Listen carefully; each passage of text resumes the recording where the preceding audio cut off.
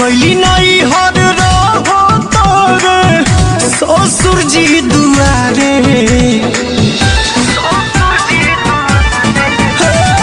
सास गईली नहीं हर रहो तोरे ससुर जी दुआरे।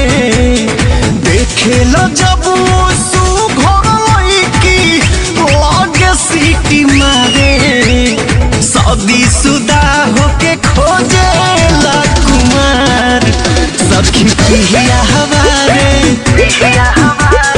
शादी शुदा होके खोजे ला कुमार सखी पिया हमारे।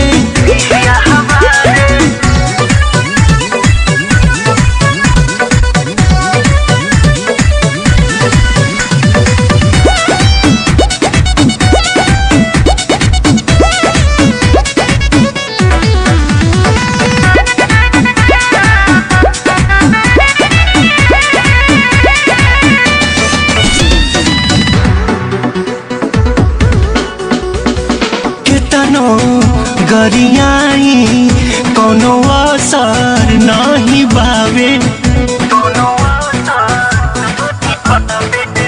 हम कितनो गरियाई कोनो असर नहीं बावे। सिम रखले बाटे 4 गो बदल के बतियावे। सोचले न रही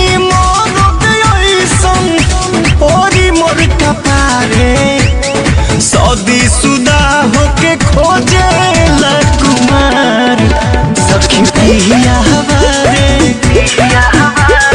शादी शुदा होके खोजे ला कुमार सखी पिया हमारे।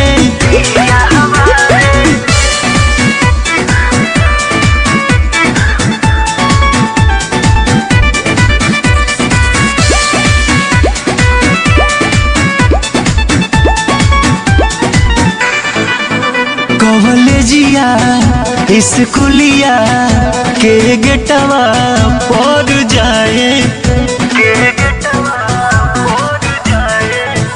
कॉलेजिया स्कूलिया के गेटवा पर जाए। लइकिन के कहतावे उतहरा न बजाए। पवन प्रकाश छोटे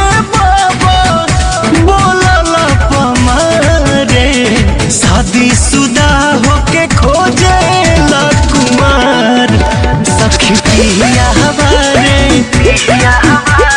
शादी